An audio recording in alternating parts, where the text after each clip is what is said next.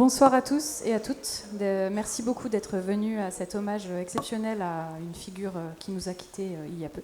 Donc, le 14 juillet dernier, nous apprenions avec émotion la mort de Jean-Pierre Püters. Ce fut pour beaucoup de membres de l'équipe une grande émotion. Et nous avons eu envie de lui rendre hommage aujourd'hui en compagnie de 3 de ses amis et collaborateurs. Fatih Bédiar, qui est scénariste, réalisateur, historien du cinéma et anciennement rédacteur pour Mad Movies. Bonjour et merci d'être venu. François Cognard, journaliste du cinéma, dont Mad Movies, scénariste, producteur de cinéma et réalisateur, et Christophe Lemaire, qui est habitué du festival depuis quasiment les débuts. Oui, depuis Georges Méliès, en président du jury. Voilà, et qui est journaliste et critique de cinéma, et qui a été plume entre autres de Starfix et de Mad Movies, toujours actuellement. Donc résumer ce que fut Jean-Pierre Püters en 1 heure seulement est un exercice périlleux et quasiment impossible. Lui-même, s'il nous voyait ce soir, il se demanderait bien ce qu'on vient faire là. Sa modestie légendaire n'étant plus approuvée pour toutes celles et ceux qui ont eu la chance de le côtoyer, que ce soit pour une soirée ou pour 40 ans. On va quand même tenter de relever le défi, et du coup je donne la parole d'abord à Christophe Lemaire. Est-ce que tu peux nous parler de la première fois que tu as rencontré Jean-Pierre et de ce qu'il a représenté pour toi ? Moi, la première fois que j'ai rencontré Jean-Pierre, c'était à la boutique qu'il avait ouverte qui s'appelait Movie 2000.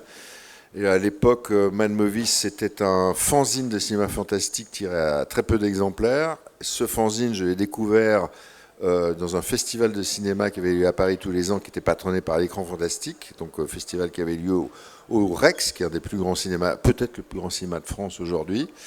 Et c'est là où j'ai découvert le fanzine, Mad Movies, numéro 11, je crois. Et en feuilletant le magazine, j'ai vu un petit encart, alors nous sommes en avril 79, petit encart annonçant l'ouverture d'une boutique consacrée au cinéma fantastique. Ce qui m'a rendu fou, puisque j'étais fan de cinéma fantastique et que j'allais voir beaucoup de films fantastiques déjà à l'époque avec Tonton Minot. Et je vais, à peine après avoir vu cet encart, j'habitais chez mes parents à l'époque, en banlieue.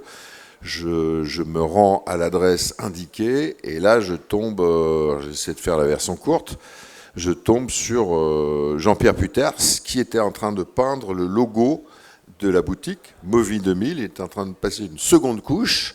C'est là que j'ai fait sa connaissance, c'est là que j'ai connu le monde des fanzines, je ne connaissais pas ce terme. Et Mad étant un fanzine, Jean-Pierre a commencé à m'expliquer ce qu'était un fanzine. J'ai fait le mien derrière. Et cette boutique a été pour moi, a changé ma vie en fait. C'est là où j'ai fait mes premières rencontres, dont le monsieur à ma gauche, François Cognard, qui lui-même avait son propre fanzine, qui s'appelait Rouge Profond. J'ai connu Fatih un peu plus tard, toujours à la boutique d'ailleurs. Fatih à l'époque avait 12 ans, était déjà ultra cinéphile à 12 ans, puisque Fatih, dans la boutique, quand on parlait de films de Hong Kong entre nous, Fatih arrivait et disait le titre original des films en question. Il disait, lui, le titre original en chinois, à 12 ans. Donc, j'ai dit, oula, lui. Et en fait, Jean-Pierre est devenu une espèce de parrain, un peu, de toute une génération de jeunes cinéphages fans de genre, et qui se retrouvaient tous à la boutique, qui amenaient leur fanzine à la boutique, dont François, moi, d'autres. Et il y a eu toute une génération comme ça, et dont nous, on est devenus professionnels, puisqu'on a créé après une revue qui s'appelait Starfix. Et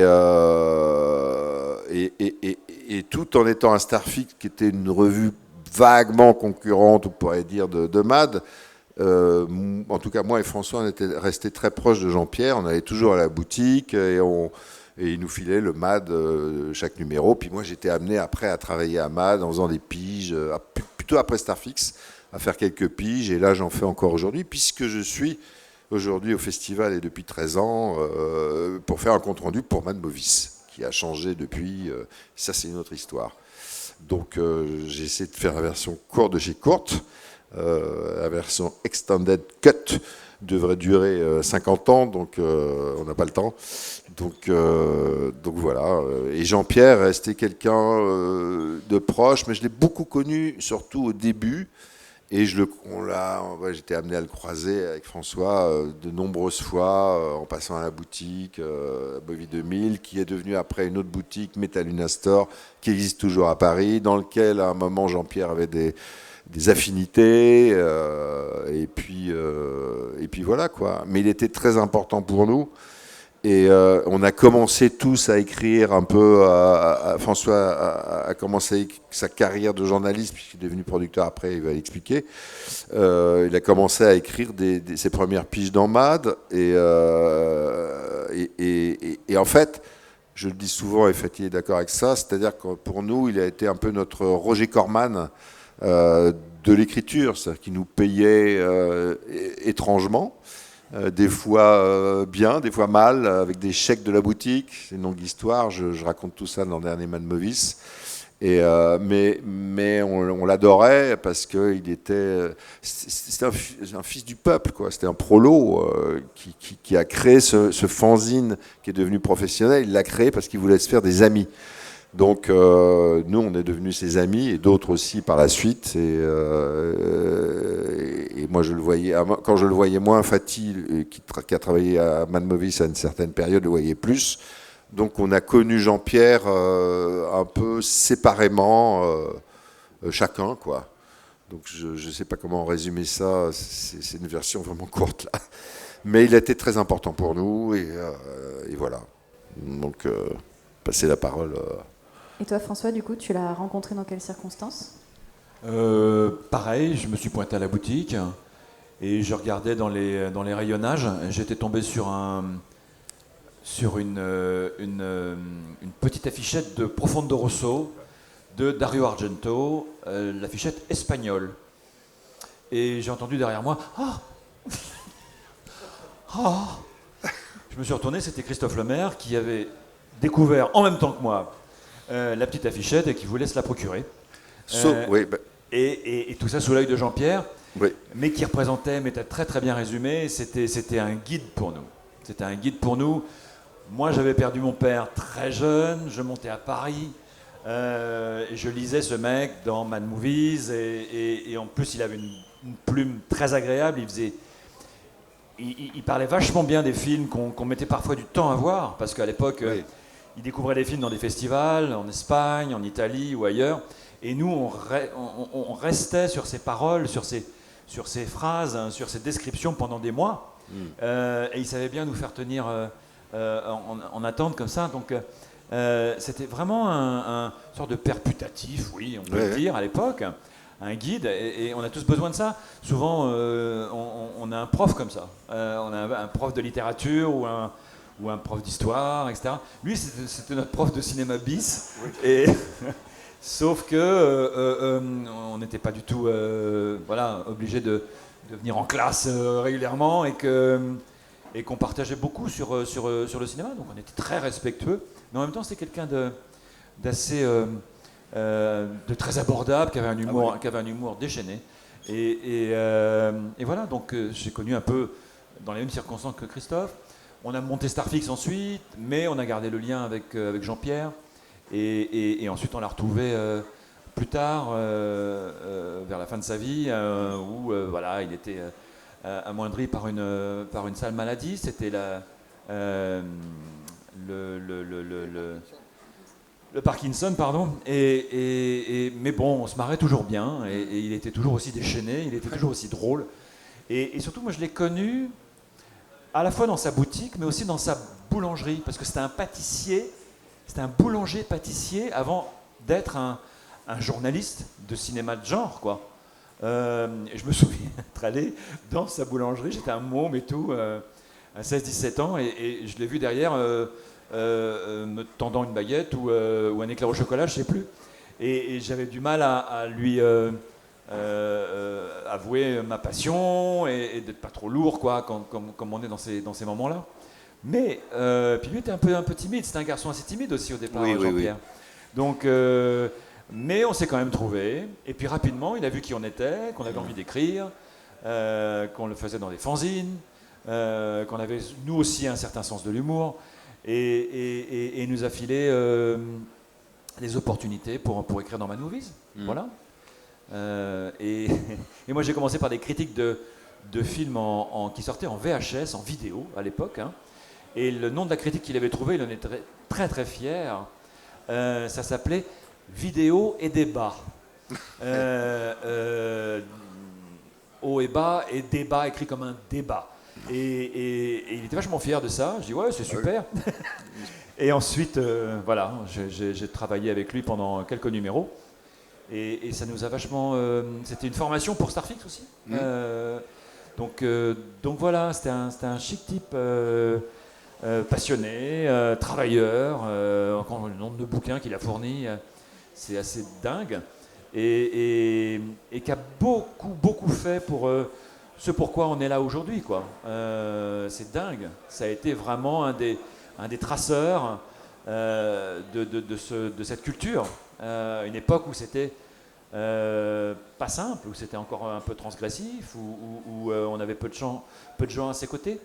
Mais il a commencé à écrire voilà, dans les années mi-70, hein, même début 70. Le fanzine, il l'a créé en 72. Mad, c'est 72. Mais ce qui est marrant, effectivement, de ce que tu dis, c'est qu'en fait, vraiment, je pense que la quasi-totalité, on pourrait dire, des réalisateurs de films fantastiques de genre en France, en tout cas ceux qui ont 40-50 ans aujourd'hui, Julien, enfin, Bustuyot, Maury, Christophe, enfin tous, ont tous été élevés à Mad Movies. Ça, c'était aussi une revue qui donnait envie de faire des films comme on l'a fait avec Starfix. Peut-être que contrairement à certaines revues qui, elles, étaient plus analytiques, Mad comme Starfix, on était des revues, on n'était pas dans l'ultra-analyse, on était dans la déconnade. On était dans la déconnade et surtout l'info, quoi. Il y avait un style dans ces magazines qui fait que c'était des magazines populaires, en fait. Et beaucoup de réalisateurs de films fantastiques d'aujourd'hui français ont carrément, enfin, ont été élevés avec Mad, quoi. Voilà. Fatih. Et toi, Fatih, du coup, t'es arrivé à 12 ans dans la boutique, c'est ça? Ouais, j'avais 12 ans et c'était à travers deux personnes dont je suis toujours très proche, c'est Guy Giraud et Didier Alouche, et que j'aime énormément. Et c'est à travers eux que j'ai pu rencontrer Jean-Pierre. Donc, ils avaient déjà parlé de moi à Jean-Pierre, parce que bon, j'avais visiblement des capacités qui intéressaient en tout cas les uns et les autres dans la revue. Il n'y avait pas Internet ni quoi que ce soit, et donc ils se servaient de moi comme Internet, quoi. C'est-à-dire, je complétais les filmographies, il fallait trouver justement 2 ou 3, et c'est vrai que j'avais la réponse assez facile. Et donc Jean-Pierre en avait entendu parler, et quand la première fois que j'ai rencontré Jean-Pierre, il m'avait regardé. Moi, j'étais quand même pas intimidé, mais j'étais impressionné parce que j'ai grandi donc en lisant Mad Movies, et donc j'avais 12 ans, et il était là. C'est donc lui le petit prodige. Et j'ai tout de suite senti en fait une bienveillance incroyable. Bienveillance incroyable parce qu'en plus de ça, il ne faut pas oublier que bon, vu mon profil, j'ai toujours été en fait très méfiant de nature parce que les gens qui me regardaient toujours différemment. Et Jean-Pierre, non. D'entrée de jeu, c'était quelqu'un vraiment qui vous regardait avec un sourire, qui avait le regard bienveillant et qui vous tendait la main. Et surtout, c'était quelqu'un qui partageait. C'était ça, c'est un vrai cinéphile. Et ce qui définit en fait pour moi la cinéphilie, c'est le partage. Et Jean-Pierre ne faisait aucune discrimination, vraiment aucune. Et il parlait à tout le monde, sans distinction ni quoi que ce soit, et il restait lui-même. Et donc, j'ai littéralement aussi grandi en fait à ses côtés. Il m'a connu, j'étais môme, il m'a connu adolescent, il m'a connu adulte. Et il a toujours représenté mais tellement de bonnes choses pour nous. C'est oui, ce que disait François, ce que disait Christophe, c'était un guide. C'était quelqu'un qui nous a appris tellement de choses, mais il n'a jamais été didactique dans sa façon justement de nous apprendre. Tout était de façon naturelle. C'est-à-dire même lorsque on avait justement l'opportunité d'écrire pour Mad, il le faisait de... Il n'y avait aucune consigne vraiment, c'était soyez vous-même. Soyez vous-même. Mais aussi c'était... rester léger, mais voilà, c'est-à-dire rester sérieux sans non plus prendre les choses à la légère. Et parce que c'était ça aussi qu'il aimait, c'est-à-dire nous on avait grandi donc en lisant Mad Movies, donc ça avait en fait façonné notre façon d'écrire, de penser, etc., etc. C'est pour ça que on s'est tout de suite senti à l'aise en fait en écrivant pour lui, en travaillant pour lui. Et ça a été Ça a été des aventures mémorables. Et puis surtout voir à quel point Jean-Pierre, indépendant, c'est-à-dire on lui doit énormément de choses, en tout cas en France, les cinéphiles français lui doivent énormément, mais même à l'échelle mondiale. Il y a énormément de cinéastes et des scénaristes oscarisés qui n'oublient jamais Mad Movies.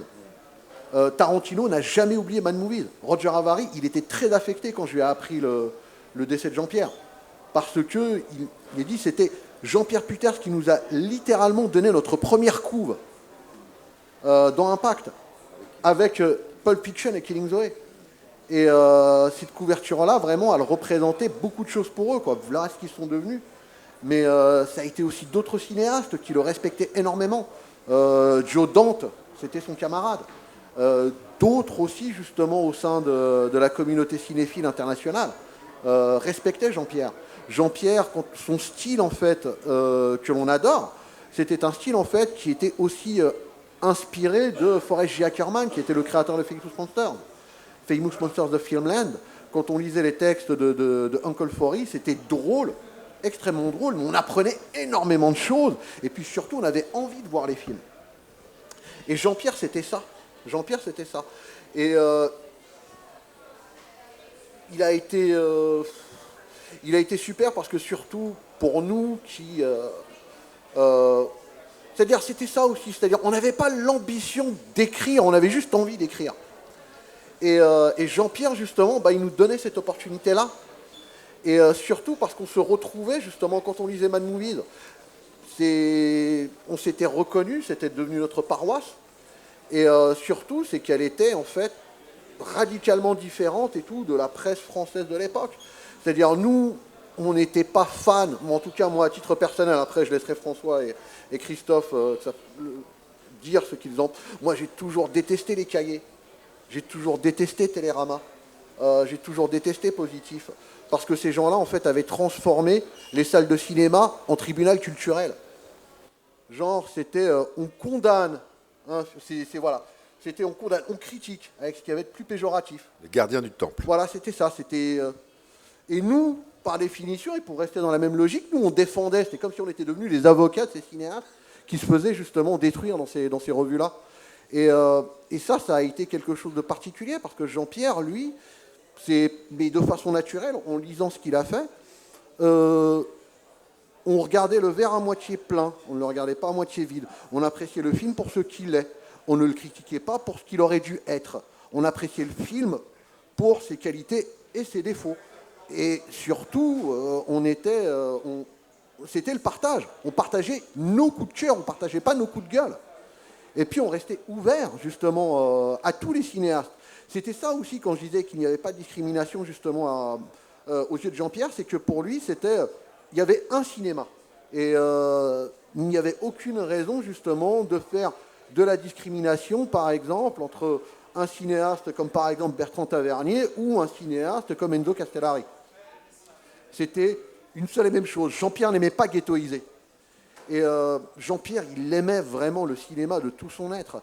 Et il n'existait vraiment que pour le partager. Partager cet amour, cette passion. Et c'est ce que l'on a justement eu aussi en retour, en étant... c'est ce qu'on a aussi... On a hérité en fait de ça, mais à son contact, de façon naturelle. C'était ce qui faisait que, voilà, quoi, il était extrêmement précieux et beaucoup de gens lui doivent énormément, quoi. Combien de films qui aujourd'hui sont vraiment appréciés, respectés, reconnus comme étant des classiques, mais les premiers justement à les avoir, enfin le premier à avoir défendu ces films et ces cinéastes, c'était Jean-Pierre. Regardez ce qu'il y a eu avec Sam Raimi. Evil Dead, Jean-Pierre était aux côtés de Sam Raimi alors que Sam Raimi n'était personne. Chose aussi importante, Sam Raimi n'a jamais oublié Mad Movies. Plein d'autres cinéastes, c'était ça, quoi. Ils étaient Jonathan Demme, que j'avais rencontré, connaissait Mad Movies justement par la réputation que ça c'était. Il défendait tous les cinéastes et les films que j'aimais mais que les autres n'aimaient pas. C'était ce que Jonathan Demme m'avait dit. Et il s'était souvenu de toutes les fois où on avait défendu justement ses premiers films, dans Mad Movies et dans Impact. Ça m'avait étonné. Mais voilà justement, sans mauvais jeu de mots, l'impact de Jean-Pierre, en tout cas, à grande échelle. Oui, puis ça, il ne s'arrêtait jamais. C'est-à-dire qu'en fait, quand François disait tout à l'heure, il avait la boulangerie, mais pendant des années, quand on l'a connu, il se levait à 2 heures du matin pour faire cuire le pain à la boulangerie. Et puis il vendait ses croissants. Et puis à midi ou 1 heure, il allait à la boutique pour tenir Movie 2000 et il créait Mad Movie parallèlement. Il dormait 2 heures par nuit.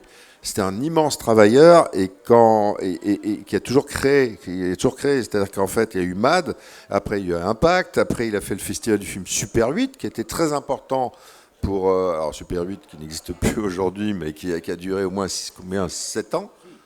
C'est oui. Bref, petit private joke entre nous.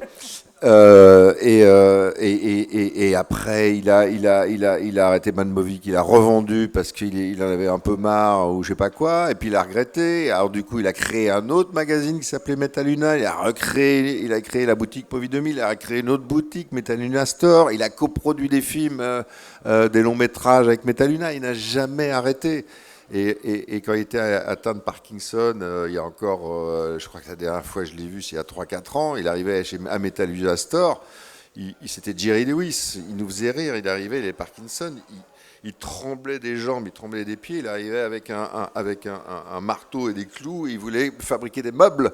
Et on lui disait, mais t'es fou, arrête, on le retenait, etc. Il disait, laissez-moi, il tapait, il était jusqu'au bout, voilà. Et puis je crois, enfin je ne peux pas me tromper, Fatih, c'est qu'à un moment, au fur et à mesure, il a délégué. C'est-à-dire qu'en gros, il écrivait de moins en moins, et lui, il s'occupait de la fabrication de Mad et d'Impact, et il laissait faire et donnait la rédaction en chef à diverses personnes. Exact, ouais, pour Mad et pour Impact. Et voilà, c'était un passeur. Il a fait son boulot de passeur à la perfection, en fait, puisque ça a vraiment rebondi. Je veux dire, même la création de Starfix lui doit, puisque et nous-mêmes, on était lecteurs aussi d'autres magazines qui n'existaient plus avant, comme Creepy, Vampirella, Midi, Minuit Fantastique. Et ce qui est bien, c'est que Jean-Pierre faisait partie des gens qui passaient, qui faisaient la passation, alors qu'effectivement, je trouve que les revues comme les Cahiers ou Positif, il y avait moins ce côté passeur. C'était des gardiens du temple qui donnaient leur avis, et c'était leur avis, et personne n'avait le droit de dire que l'inverse. Alors que nous, ces revues-là, dont Mad évidemment, c'était beaucoup plus ouvert. On disait, bah voilà, moi j'aime bien ça, toi t'aimes bien ça, super, moi j'aime pas, mais c'est pas grave. Enfin voilà quoi. Il avait l'air de faire confiance, en tout cas, avec générosité, assez facilement. Ah bah oui. Et Fatih, c'est quand même Fatih un peu un cas, dans la mesure où on en parlait quand il m'a annoncé le décès de Jean-Pierre.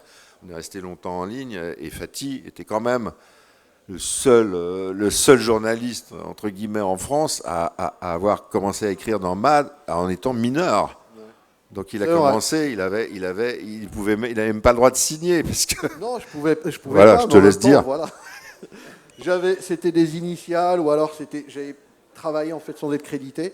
Mais Jean-Pierre n'a jamais minimisé mes efforts parce qu'il trouvait toujours un moyen de me rémunérer. C'est-à-dire, j'avais commencé à travailler, j'avais même pas de compte en banque. C'est-à-dire, il a fallu attendre vraiment 16 ans pour que j'ouvre un compte bancaire junior à la BNP. Et il avait commencé justement à me payer avec des chèques clients de la boutique. Des chèques en blanc, parce qu'à la boutique Movies 2000, donc on s'était tous succédés pour tenir cette boutique. Et la première chose qu'on nous apprenait, c'était quand les gens payent par chèque, ne leur dis jamais de remplir l'ordre. Il faut toujours que ce soit vierge. Parce que après, c'était comme ça qu'on était payé. Les chèques de la boutique. C'était avec les chèques de la boutique Movies 2000. Mais il était toujours justement, c'est-à-dire lui, il croyait justement déjà dur comme fer en fait. Ben voilà, tout travail mérite salaire. Alors moi, j'avais pas de compte en banque, alors ça lui arrivait de me donner quelques billets, mais c'était surtout sers-toi dans la boutique. Donc je me suis servi, j'avais pris plein d'affiches, plein de jeux de photos. J'ai une grosse collection justement, en partie grâce à Jean-Pierre. Et c'était super. Et puis il y avait voilà quoi. Il a toujours été bienveillant. C'était vraiment, mais avec tout le monde. Et puis il y avait aussi un esprit familial à Mad Movies. À travers lui, c'était vraiment le patriarche. Et entre nous, on était tous frères. C'était ça. Et ça, il savait l'entretenir. Ça, c'était quelque chose vraiment qui plaisait aussi à Jean-Pierre. Jean-Pierre nous appelait justement nos garçons. Alors, il y avait aussi justement des filles qui travaillaient avec nous. Mais voilà, c'était ça. On était ces garçons. Et il était incroyablement adorable. Il était très généreux. Et puis surtout, voilà quoi, tout ce qu'il a permis justement d'exister. C'est-à-dire, il y a encore une fois beaucoup de films, beaucoup de cinéastes qui lui doivent beaucoup, vraiment. Et au-delà de ça, il y a aussi beaucoup de festivals et tout qui existent aussi, j'ai envie de te dire. Ben voilà, quoi, Court-Métrange aussi existe aussi en grande partie grâce à l'héritage de Jean-Pierre. Oui, il n'y a rien de mieux que de construire quelque chose avec sa passion. Et lui, c'est ce qui l'a toujours motivé. Et c'est devenu un entrepreneur. C'est devenu quelqu'un qui en a fait un business, qui a travaillé avec les RMPP, avec les distributeurs de presse, et ensuite avait une boutique qu'il fallait tenir. Mais c'est sa passion qui l'a, transporté, quoi. Ouais. Donc ça, c'est vachement bien, vachement rare quand tu arrives à faire de ta passion pour le cinéma fantastique, d'horreur, d'action, de genre, et d'en vivre, et d'en faire vivre aussi, parce que effectivement, c'était un chef de meute, quoi. Absolument. Même si c'était un type assez réservé parfois, il avait quand même drainé autour de lui une bande de jeunes journalistes incroyables. Ouais. Donc ça, c'était assez fascinant. Ensuite, le festival du film Super 8, c'était quand même une sacrée organisation. Ah, grave. Il fallait louer des salles dans Paris, comme ici, quoi. C'est la passion qui vous anime tous ici, à Court-Métrange. Et vous faites de la librairie, vous faites des projections, vous faites de la bière, vous faites des t-shirts. Et Jean-Pierre faisait tout ça, tout seul, pendant toutes ces années, quoi. Ouais. Plus des bouquins, parce que il était graphomane quand même. Il en a écrit un paxon de bouquins. Ah ouais. Et des pâtisseries. Qu'il a fait jusqu'au bout. Il continuait les pâtisseries. Exactement. Les dernières fois qu'on l'a vu, il avait toujours des macarons. Oui, qui étaient super bons. Il servait toujours des religieux de chocolat. Ouais. Donc ce mec était resté fidèle aussi à ses débuts de boulanger-pâtissier. Donc c'était dans le genre autodidacte, c'est incroyable. Jean-Pierre, absolument. Jean-Pierre nous nourrissait en fait au sens propre comme au sens figuré. Un coup de macarons. C'était vraiment, genre il nous nourrissait. Nous payait en macarons. Voilà, il nous nourrissait l'esprit justement avec ce qu'il apportait, mais voilà, il nous nourrissait, il nous laissait jamais crever de faim. Et ça, c'était Jean-Pierre. Voilà, il était d'une générosité. Et puis voilà, c'est quelqu'un qui est passionné. Et donc, quand on est passionné, quand on aime, on ne compte pas. Et Jean-Pierre vraiment aimait vraiment tout de façon démesurée. Et pourtant, c'est vrai qu'il était un peu réservé, mais il était toujours ouvert. C'est-à-dire, il avait toujours un mot gentil et tout pour les personnes qui l'approchaient. Et justement, c'était le cas de Julia aussi quand elle l'avait approché. Comment vous vous êtes rencontrés tous les deux ? Bah oui. Allez, Julia. Avec Jean-Pierre. Moi, je l'ai rencontré à une nuit Metal Night à l'époque, donc voilà. Et du coup, on a sympathisé tout de suite. C'était très naturel, très généreux, très gentil. Et on s'est vus pendant très très longtemps, plusieurs années régulièrement. C'était quoi le principe des Metal Night ? Alors les Metal Night, ils passaient un film. Il y avait une grande soirée. C'était autour de la création justement de la revue Metaluna. Après, moi, je suis allée qu'à une seule, mais c'était... Il y avait une projection ? Voilà, il y avait une projection, mais c'était dans la continuation de ce qu'il a toujours fait, c'est-à-dire vraiment fédérer des gens autour d'une passion commune, les faire se rencontrer, du coup, plusieurs générations différentes, parce que, bon, moi, je suis un petit peu plus jeune que vous, un petit peu, et c'était vraiment de continuer, en fait, à rencontrer des personnes et à les faire se rencontrer les unes les autres, et moi, j'ai rencontré des personnes absolument merveilleuses qui ont été très importantes pour moi, qui continue à... Enfin voilà, et ça fait du bien en fait quand tu débarques dans un univers où tu te rends compte que tu n'es pas la seule à aimer les choses étranges, insolites et farfelues. Ah bon, on se sentait... C'était ça aussi ce qui était génial avec Jean-Pierre. On se sentait moins seul. Voilà, on était accueillis. Lui-même le dit. Ouais, il dit j'ai fait tout ça pour ne pas être seul parce Exactement. que c'était quoi ses parents, il était assez. C'est particulier. Là encore une fois, il raconte tout ça justement dans son autobiographie qui s'appelait Man ma vie. Et il a eu quand même une existence assez spéciale. Il était élevé par sa grand-mère à un moment, qui était très stricte et qui lui empêchait de sortir le soir. Donc en fait, il sortait par la fenêtre du 6e étage et pour être sûr qu'il parte pas, en fait, elle lui confisquait ses chaussures. Ouais. Donc il se fabriquait des chaussures avec des semelles et des gants. Ouais. Et il sortait et il faisait il sortait par les toits du 6e étage pour aller au cinéma toute la journée, quoi. Donc, voilà. Il le raconte dans le livre. Et puis il en parle aussi dans Boulevard du Cinéma. Il y a un numéro oui. sur Internet où il parle pas mal de ça, que je vous encourage à regarder. Comme quoi, rien ne l'arrête. Et ça a commencé très tôt. C'est-à-dire, quoi qu'il arrive. Il allait 3 fois par jour au cinéma. Enfin, il enchaînait les films toute la journée. Mais il y allait tout seul à cette époque-là. Et il est dit, mais moi, comme disait François, à la base, il en a fait un petit empire, mais à la base, c'était pas ça le but. C'est pas de se faire de l'argent ou quoi, c'était de se faire des amis. Et c'était de se faire une famille. Et on a eu, et nous, on est 3 membres de sa famille, en fait. Ouais, d'une grande famille, on est 3 des membres qu'on a connus. Moi, j'ai connu en même temps que François. Toi, tu l'as connu après. Après, 80 voilà. Et il y en a peut-être eu après toi, je ne sais pas. Après, c'était très difficile, parce que c'était à ce moment-là aussi que Jean-Pierre, après, il s'est retrouvé il a délégué pas mal de choses, parce qu'on il avait quand même une routine, c'était un stakhanoviste du travail, Jean-Pierre. Jean-Pierre, moi, quand je quittais la rédac tôt le matin, donc moi, je passais la nuit, en fait, j'écrivais mes textes, et je quittais la rédac, je faisais en sorte à ce que tout soit fermé, balayé, nettoyé, parce qu'on pouvait fumer aussi dans la rédaction. Et donc, il fallait que je quitte la rédac à 5h30 pour prendre le premier train en direction d'Argenteuil, qui était à 5h58. Et lui, il arrivait, en fait, à la gare Saint-Lazare, et on se croisait littéralement au petit matin. Et lui, il arrivait à Mad Movies donc, à 6h, et il partait de là-bas à 16h. Mais pendant ces 10 heures par jour, il travaillait, mais comme 3, comme 4. Il fallait justement préparer les envois aux abonnés, il fallait gérer justement le chemin de fer, il fallait faire la distribution des textes, il fallait voir les films, il fallait faire les rendez-vous professionnels et tout dans le cadre pour les pages de pub, etc. Il faisait tout ça, mais à un moment donné, progressivement, il a commencé à déléguer des choses, mais par la force des choses. Et donc, c'est vrai que il voyait, en fait, il n'était pas vraiment au contact avec les nouveaux rédacteurs comme il l'était avec nous. Il le croisait vraiment à l'occasion de. C'était pas comme si, c'est-à-dire les gens qui travaillaient à Mad Movies, en fait, avant d'y travailler, ils les connaissaient déjà. Là, c'était plus le cas. Là, c'était des gens qui travaillaient à Mad Movies et ils les rencontraient après plus tard. Parce qu'il avait délégué justement le recrutement, et quand je dis recrutement, c'était vraiment... entre gros guillemets, parce que Jean-Pierre, lui, il pensait absolument pas comme ça. Lui, c'était plus on est de fous, plus on rit. C'est-à-dire, c'était ça. C'est-à-dire, s'il y a des gens qui ont des affinités communes, etc., et qui ont des choses vraiment à partager, le vecteur, il est là, quoi. C'est-à-dire, Mad Movies est là pour ça.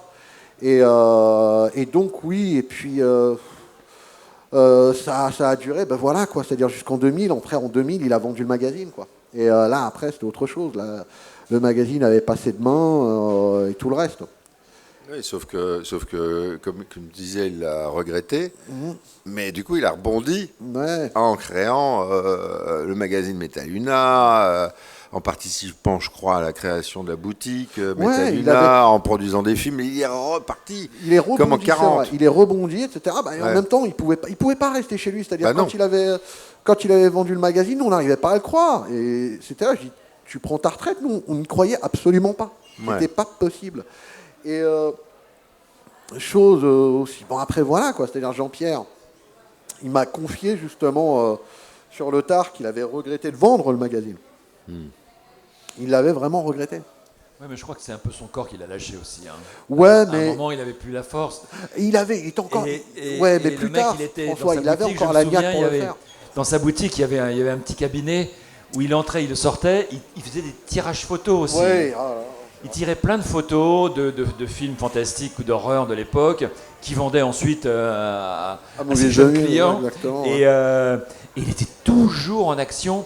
Il sortait de ce petit cabinet, soit avec un plateau de macarons, soit avec des photos, soit quelque chose.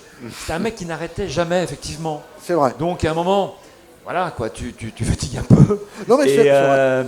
Et d'autres personnes, dont toi, Fatih, qui a tenu quand même d'une main de fer Mad Movies pendant un temps, vous êtes venu l'aider, le seconder et tout. Mais bon, il y avait un côté, tout est dans le titre, Mad, dingue. Il y avait un côté professeur fou, quoi. Absolument. Oui, c'est vrai. Il était dans son antre et il sortait de la pâtisserie, des photos, des magazines, des bouquins. Absolument. Les gens entraient. Et on était des gamins. Absolument. On était un peu sous le charme, comme d'un magicien fou. Oui, Et on le lisait, et on arrivait avec les yeux grands comme ça, comme ceux d'un teenager qui se pointait de province.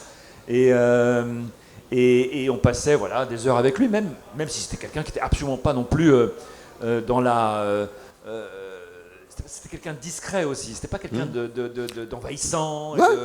C'était pas Il parlait plus de cinéma que de lui-même. C'était pas un chef de secte. Ouais, non, mais quoi. oui, Ouais. absolument, ça c'est Donc, vrai. mais effectivement, et puis graphomane, parce qu'il a vachement écrit, quoi. Ouais. Il a écrit jusqu'à la fin de sa vie parce qu'il y a encore oui 1 ou 2 ans, il s'était inscrit à un atelier d'écriture à côté Absolument. de chez lui, donc il continuait à écrire avec des gens de sa ville. Ouais. Non, il s'arrête, non, il chantait aussi. Enfin, il faisait c'est vrai, il guitare. chantait. Il faisait de la guitare. Il chantait. Il se filmait, vous pouvez aller sur son Facebook, il y a Exactement. toutes il arrive devant la caméra, il chante des vieilles chansons franco-françaises des années 40 avec des jeux de mots et tout. Et, très anard, il était très anard. Très Jean-Pierre, anard, absolument. Le soir où je l'ai rencontré à la Metal All Night, pendant que le film était diffusé dans la salle, lui il était dans le hall petit trottoir, non, dehors. Il Dehors, chantait sur et le trottoir. Il avait sa guitare, j'ai des vidéos que j'ai filmées. Ouais. Il avait sa guitare et il chantait tout ça. Ouais, il jouait de la guitare, et ce qu'il faisait, c'est que ça lui arrivait, il avait un soir, il avait même chanté une chanson, et au moment, genre, il était tard le soir, il a pris sa guitare, il s'est filmé en train de chanter, il a dit, ça c'est une chanson pour Fatih et pour Béatrice Dalle, voilà. Comme ça. T'es là, ok. Et ça, il en faisait d'autres aussi, ça lui arrivait aussi de retrouver des vieilles photos, justement, de les poster et de raconter une petite histoire, bien entendu, ce n'était que succession de calembours et de contrepétries. Et c'était ça, mais c'est-à-dire, il ne pouvait pas rester vraiment, c'est vrai ce que disait François, ce que disait Christophe, il ne pouvait pas se poser, il fallait qu'il fasse quelque chose, et il fallait qu'il puisse créer, mais vraiment n'importe quoi, c'est-à-dire même que ce soit sur les réseaux sociaux ou ailleurs, etc., il était obligé de créer. Et quand il faisait ses pâtisseries, c'est-à-dire c'était lui-même, il faisait les macarons, il était spécialiste de la mousse au chocolat. Alors j'ai une anecdote. La mousse au chocolat, voilà. C'est qu'un jour, une des dernières fois que je l'ai vu, finalement, je l'ai revu 3-4 fois, mais avec beaucoup d'années d'espace. Il était invité dans un podcast, j'ai oublié le nom du podcast, et le responsable du podcast me dit Jean-Pierre, j'invite Jean-Pierre, mais je lui ai proposé qui tu voudrais qu'il soit avec toi. Et il me dit mon nom, Christophe Lemaire. Oui, c'est moi. Et à un moment, je réponds à l'intervenant, je lui dis, mais j'accepte la proposition de Jean-Pierre à une seule condition, c'est qu'il me ramène 1 kilo de mousse au chocolat, pour moi tout seul. Et alors je dis ça en rigolant. Et après, je reçois un mail, il me dit, oui, il a dit oui. Il a dit oui, tu viens, mais il a dit oui, il va ramener 1 kilo de mousse au chocolat. Et donc j'arrive, on se retrouve avec Jean-Pierre, on déconne au podcast, etc. Après, et moi j'avais oublié, j'avais à moitié oublié, j'ai dit ça comme une vanne. Il me dit bon, suis-moi, je vais à sa bagnole. Il ouvre le coffre arrière et il avait mis bien emballé sous du liège et de la glace. Il ouvre le truc et il dit sinon ça va fondre 1 kilo de mousse au chocolat. 1 kilo. Je suis rentré chez moi et s'il faisait la meilleure mousse au chocolat. Franchement, la meilleure mousse au chocolat de France, avec celle de ma mère, mais c'est autre chose. Et j'ai commencé à bouffer la mousse au chocolat, et à moitié, j'ai vomi, quoi. J'ai vomi parce que j'en ai jamais trop bouffé. Et je lui ai dit le lendemain, il m'a dit, mais t'es malade, il faut le manger en plusieurs fois. Je dis, Jean-Pierre, comment tu veux que je résiste à ta mousse? Et à un moment, on a même fait, je sais plus comment ça c'est parti en vrille, on a fait semblant d'être fâchés. Et ça a duré 2 ans sur Facebook, où on s'insultait gentiment par Facebook interposé, et les gens ne comprenaient pas. Gentils, hein. Les gens qui me suivaient, les gens qui suivaient Jean-Pierre disaient, mais vous êtes fâchés? Ouais, on se lâchait des espèces de fâcheries. Je sais pas d'où c'est parti d'ailleurs, et c'est marrant, quoi. Donc il adorait ça, hein, c'était des vannes une fois de plus, quoi. Voilà, c'était super, et puis surtout Il y a vraiment aussi la dernière fois en fait qu'il y a eu la réunion des anciens de MAD et tout, c'était après le Covid, c'était après le déconfinement, c'était en 2021. François était là, Christophe était là, et puis il y avait aussi d'autres anciens membres de MAD et tout qui étaient là avec lui depuis le début, quoi. Et on s'était tous retrouvés, ça nous a tous fait du bien, parce que c'est rare les moments comme cela, où on s'est tous retrouvés vraiment au même endroit, parce que chose qui nous a vraiment attristé, c'est qu'à la mort de Jean-Pierre, en fait, on s'est éparpillé, on s'est retrouvés en fait un peu partout. Et alors qu'on avait commencé ensemble et c'était vraiment une famille, c'était vraiment en fait un cocon familial. Et on s'était retrouvés à ce moment-là et c'était super parce que Jean-Pierre, c'était un moment en fait où il avait aussi ses problèmes de santé, mais là tout d'un coup, ça lui a fait un bien fou de tous nous voir réunis. Et à nous aussi, ça nous a fait un bien fou de le voir vraiment se sentir bien, se sentir mieux. Et c'était ça en fait, Mad Movies. C'était vraiment, on était bien au contact de l'autre. Et puis surtout, Jean-Pierre était aussi très généreux parce qu'il avait fait à manger pour tout le monde. Beaucoup de gens étaient venus justement, étaient invités à la boutique. Et Jean-Pierre leur offrait à manger des macarons, des gâteaux, des mousses au chocolat, des petits fours. Et il faisait vraiment en sorte à ce que tout le monde se sente à l'aise. Et surtout à ce que tout le monde se sente un peu chez lui. Parce que la porte était ouverte à tous. Et ça nous a fait du bien, c'est-à-dire quand on s'était retrouvés à ce moment-là, il y avait des gens qu'on n'avait pas revus depuis 20 ans, pour certains il y avait 30 ans que ne s'était pas vu. Et ça c'est vraiment un souvenir vraiment de Jean-Pierre que je garde vraiment de façon... Voilà, je m'attache beaucoup à ce moment-là, la dernière réunion des anciens de MAD, quand on l'avait faite. C'était super. Il y avait ça, et puis aussi voir à quel point Jean-Pierre a été influent de nos vies, ça s'était passé... à la dernière cérémonie des Oscars, j'avais eu un texto qui m'avait énormément touché. Et c'était notre copain, Spada, Jean-Christophe Spadaccini, qui avait été nommé aux Oscars, en fait, pour avoir fait les maquillages effets spéciaux de Emilia Pérez de Jacques Audiard. Et Spada, c'était un des nôtres. C'était quelqu'un qui a fait ses débuts aussi au Super 8, Festival Super 8. Et il a envoyé une photo, en fait, où il était avec Didier Alouche. Et ils étaient là à Beverly Hills juste avant de passer aux Oscars et le message c'était ça. C'était réunion de Mad Movies à Beverly Hills avant les Oscars. Et voilà, et tous les deux, c'était au contact de Jean-Pierre. Voilà le chemin et tout qu'avait parcouru justement Spada, Didier, tous les autres, il y en a eu plein aussi. Parmi nos aînés, il y avait aussi des gens dont il faut quand même nommer, comme Julien Carbon, qui a travaillé pour Choyark, qui a travaillé pour Jonito.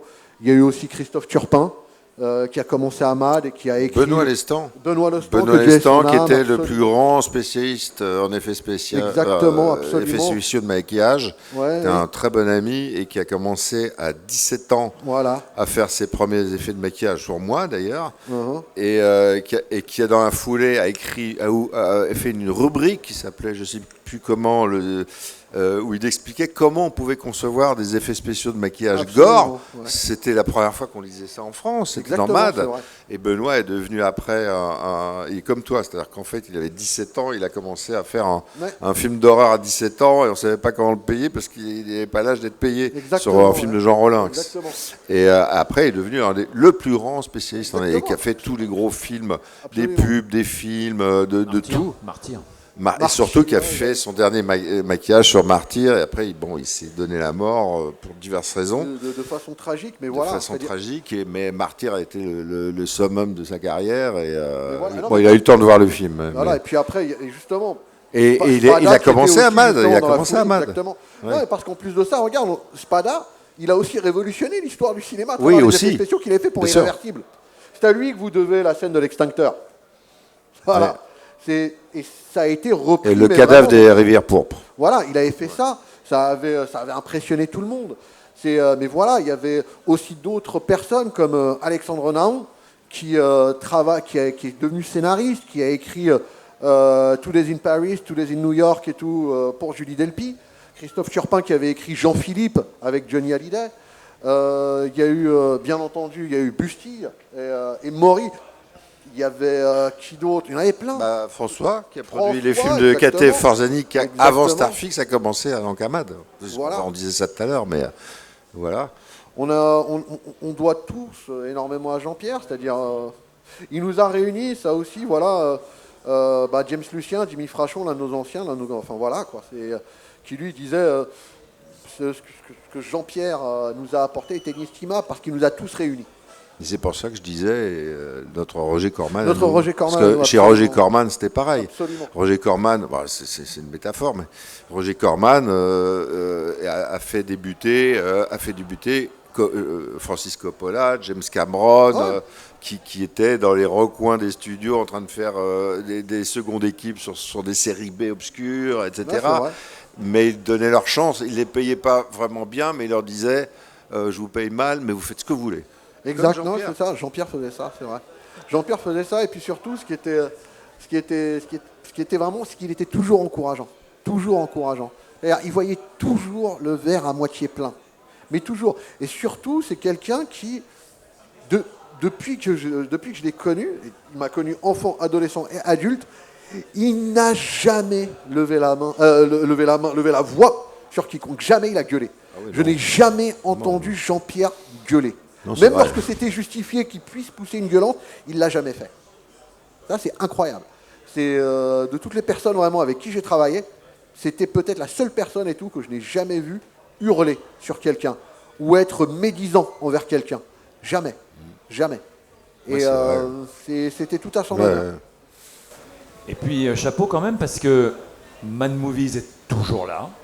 Ouais. On est d'accord avec leurs orientations journalistiques, leur goût ou pas, mais il y a une équipe qui a fait perdurer la revue, et c'est une revue qui est toujours très respectée, et qui écrit sur le cinéma de genre toujours, aujourd'hui, qui a pris des options, etc., mais qui est toujours bien vivante.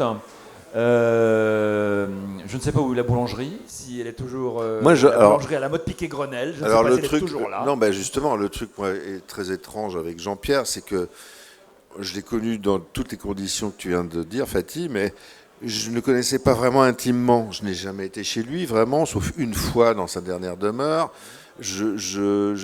En fait, on pouvait pas vraiment je pense qu'on pouvait pas le connaître intimement, puisqu'il était toujours en action. Donc, j'ai jamais été dans sa boulangerie. Je le voyais que c'est comme s'il apparaissait comme ça. Je sais pas où il allait. Enfin, il bossait, quoi. J'ai toujours vu en action, toujours. Metaluna, il apparaissait vraiment comme ça en sortant de la cave. Ah bah oui, parce qu'à Metaluna, il y avait il sortait de la cave. Il y avait une trappe et c'était Jean-Pierre. Des guignols. Avec un gros seau de sangria qui se mettait à renverser partout. Il jouait au ping-pong. On faisait des parties de ping-pong qu'il y avait dans la cave de la boutique. Et au tennis. Enfin bon, bref. Il avait tout ça, mais ce qu'il adorait surtout, c'était voir des films, découvrir les cinéastes. Et surtout, c'est vous en parler. C'était ça. Est-ce que tu as vu tel film? Est-ce que tu connais tel cinéaste, etc. Et ça a toujours été Jean-Pierre, mais jusqu'au bout, quoi. C'est-à-dire, et pourtant, c'est peut-être l'une des rares personnes vraiment. On peut dire que Jean-Pierre a tout vu parce qu'il avait une cinéphilie mais qui était mais incroyable. C'est-à-dire, il était du niveau justement de gens comme Scorsese, comme Bertrand Tavernier, comme Jean-Claude Romer, etc. Ils ont littéralement tout vu, mais surtout, ils se souvenaient des cinéastes, ils se souvenaient des membres de l'équipe, ils se souvenaient des acteurs, ils se souvenaient des scènes, etc., etc. Il avait quand même fait le Fantastic Guide à Mad Movies, qui était en fait un guide qui répertoriait tous les films d'horreur fantastique et de science-fiction, mais de l'histoire. Il est arrivé à la lettre E. Exactement, il s'est arrêté. Non, mais c'était un projet fou. Il dit, je vais faire un dictionnaire lettre par lettre, avec chaque lettre de l'alphabet, de tous les films fantastiques qui ont été faits dans le monde. Alors tu fais, mais Jean-Pierre, ça va durer des années. Ouais, mais je m'en fous. Ça a duré, la lettre A, elle a duré déjà, je ne sais pas combien de temps, des années, je ne sais plus, des mois, et il a fini, je ne sais pas s'il a fini la lettre C, mais il y avait déjà 50 maths sur la lettre C, et s'il était encore parmi nous, s'il avait gardé la revue, il en serait peut-être aujourd'hui quand même à la lettre E. Mais il s'en foutait, il y avait un côté quand même... côté fanzine qui restait, qui était un petit côté bordélique et libre. Donc Non, mais voilà. c'était ça, c'est-à-dire il avait aussi toujours de l'affection en fait pour le fanzina, mais toujours. Bah oui. Il soutenait toujours les fanzines, c'est-à-dire il était toujours le premier à dire aux jeunes créateurs de fanzines, venez vendre votre fanzine chez moi. Donc C'est ce qu'on a fait, François et moi. exactement, c'est-à-dire tous les gens venaient à Movies 2000 et tout avec leur fanzine et ils pouvaient le vendre. C'était devenu un point de vente et c'était toujours rassurant en plus de ça d'avoir quelqu'un comme Jean-Pierre qui était très bienveillant en disant oui, je vais en parler. Et il lisait les fanzines, puis il était toujours en plus de ça très bienveillant dans le sens où il disait ça c'est super, ça c'est bien. Et il disait jamais ça c'est mauvais, il disait ça tu peux améliorer ça. Et il suggérait toujours des bonnes choses. Il le faisait jusqu'à aujourd'hui, c'est-à-dire même avec des webzineux, etc. ou quoi que ce soit, il le faisait. Il lisait et puis après les gens l'approchaient. Et puis Jean-Pierre, il était, voilà quoi, c'est-à-dire il faisait tout à son échelle et tout pour pouvoir améliorer les choses à son échelle si elles étaient à sa portée. Et ça, c'est plus qu'honorable. C'est comme ça qu'on reconnaît un grand homme, quoi. C'est Jean-Pierre. Ah bah, voilà, on est dans les temps. Oui. Alors avant le mot de la fin, je voudrais rappeler que les livres de Jean-Pierre Puters sont disponibles sur le stand de la librairie L'Astrolabe qui est juste là-bas, donc n'hésitez pas. Il y a même un ouvrage de Fatih en tant que scénariste. Ouais. Donc voilà. Et du coup, Allez, pour public averti, je vous préviens. Mais voilà, en tout cas, merci à vous de la mettre en vente, je m'y attendais pas. Mais si vous aimez les émotions fortes, les histoires bien écrites et les dessins percutants, ne vous privez pas. Tu avais plus de 16 ans quand tu l'as écrit. La BD, oui. t'es resté sur ces mêmes thématiques. Donc, il disait ne pas supporter qu'on dise de lui qu'il était une légende vivante. Il semblait parfois même agacé d'être présenté comme le créateur de Mad Movies. Il se présentait comme Jean-Pierre Puters tout court, ça suffit. En un mot, ce que nous retiendrons pense tous de lui, c'était sa persévérance, sa modestie, sa gentillesse, sa passion, son lien étrange avec les échelles. Merci Christophe. Ah oui. Les macarons, la Oui, c'est sangria, les parties de ping-pong dans la cave de Metaluna, les bons mots et sa plume à la fois mordante et tordante, sa capacité jusqu'au bout à avoir réussi à s'émerveiller de tout. Nous n'oublierons pas que nous lui devons toutes et tous énormément et qu'il a grandement contribué à fédérer la petite famille des amoureux de cinéma de genre, étrange, insolite et fantastique que nous sommes devenus. Et donc le festival Court-Métrange adresse toutes ses pensées ce soir à toute la famille de sang et de cœur de Jean-Pierre Puters, Metaluna Store, rue Dante, Bruno, Daniel, Louis, Jean-Paul, Sabrina, tout le monde, ainsi que tous les rédacteurs et anciens rédacteurs de Mad Movies et de l'écran fantastique, et toutes celles et ceux qui se sentent un peu orphelins depuis quelques mois. Merci énormément à vous trois et merci à Jean-Pierre. Ah, merci beaucoup. Merci Et Julia. merci d'être venu. Vraiment, merci d'être venu. Une petite dédicace, Fatih à Betty. Petite dédicace à Betty.